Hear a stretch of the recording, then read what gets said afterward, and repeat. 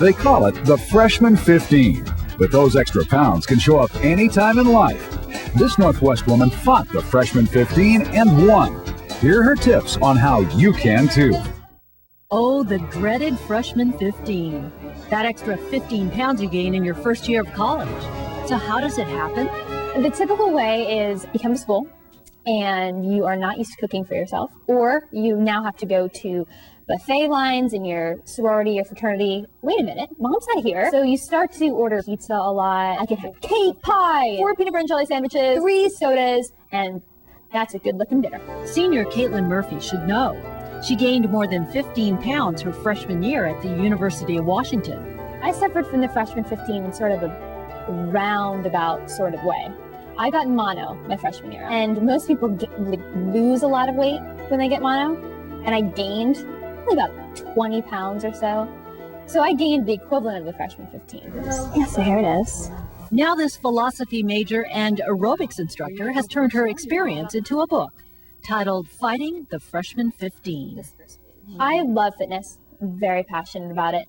And so I thought, why don't I take all these things I've learned, all these things I've researched, that I've read about, that I've tried myself, that I think have worked for me, and why don't I put it in a condensed version for other girls, guys, to say, hey, this is real life stuff. 4, 3, 2. But this 22-year-old's passion for fitness wasn't her only motivation. When Caitlin was just 14, she suffered from an eating disorder. I know I got down to, I think, 91 pounds. And I remember stepping on the scale and seeing 91 pounds. And that's really scary.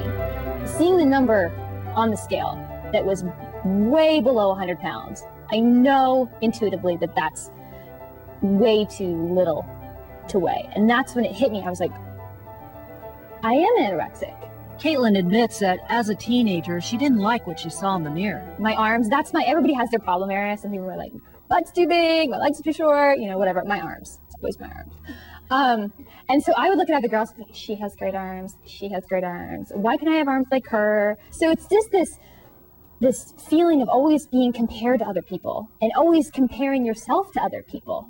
And I think that really fuels a poor body image for a lot of women. Caitlin's excessive exercising started to impact her social life. I didn't like not hanging out with my friends because I was so scared that they were going to have pizza, and I didn't want to have pizza because I wasn't going to be able to run.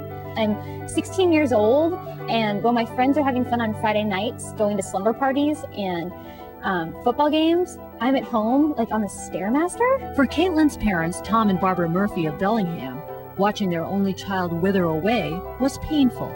I think it just got out of balance. There was the fitness and the amount of food going in were not in balance. And I would say that I don't think Caitlin was even aware herself. With the support of her parents, her doctor, and a nutritionist, Caitlin finally got back on track. What parents want to do, what we try to do, is to support her by really listening to her, letting her explain what she was feeling. I think it's very important for parents not to be judgmental, but really just to thoroughly listen. Caitlin's self-published book was a family affair. Dad served as editor, Mom as the graphic designer.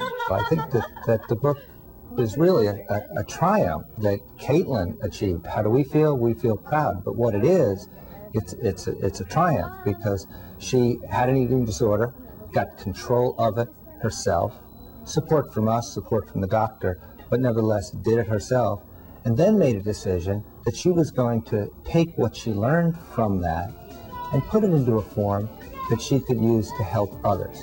Nice! Caitlin Murphy will always have a passion for exercise, but now, more importantly, her passion is to live a healthy lifestyle. Because an eating disorder isn't something that goes away. It's something that you carry with you for the rest of your life, because it's a way that your mind works. I have that control that maybe I was seeking when I was anorexic, but I didn't know how to do the correct way. And now I feel like I have established that control, but I've established it in a very healthy way. Freshman, sophomore, junior, or even senior citizen, Caitlin has some advice for all of us. In her book, Fighting the Freshman 15, Caitlin serves up all kinds of eating and workout tips, and they're not just for college students. The thing that I find most important about exercise, it has to be fun. Make sure those toes are nice and pointed. I think that everybody can find something that's physical activity that they like to do. So if you prefer dancing, then go and take a tango class or take a salsa class. Any time you move around, that's exercise. I definitely don't believe in diets. I personally believe that the concept of a diet sets you up to fail. Caitlin says small tweaks in your eating habits can make big differences. For example, When I get my mocha in the morning, I'm gonna get a non-fat instead of a regular mocha. And that's gonna cut out calories. And when you start to cut out calories like that, and you add maybe 5 minutes to your workout every week, then you're gonna start to see your body get in balance. I usually try to get a sandwich. I'm not a big mayonnaise fan. for lunch, Caitlin tries to avoid too much fat. I always try to get a piece of fruit. I'll grab a water. Now they've come out with like baked chips. And for a healthy snack, I always try to grab an energy bar. and is this for a snack in between? This is for, maybe if I'm going to be on campus for 4 hours because I have classes all morning. Between classes, I'll have an energy bar. And this may be surprising. I always get dessert because I think dessert is very important. You get dessert. I always get dessert. I think dessert is very important because if you, reward yourself and you like something that's a little sweeter, you have it in moderation so you don't go ahead and binge on it. So Caitlin's message is clear. The Freshman 15 can pop up anytime in your life. Just be prepared. So just everything in moderation. Absolutely, everything in moderation. That's the mantra that I try to live by. Caitlin hopes to make a career out of fitness. All right, now what do you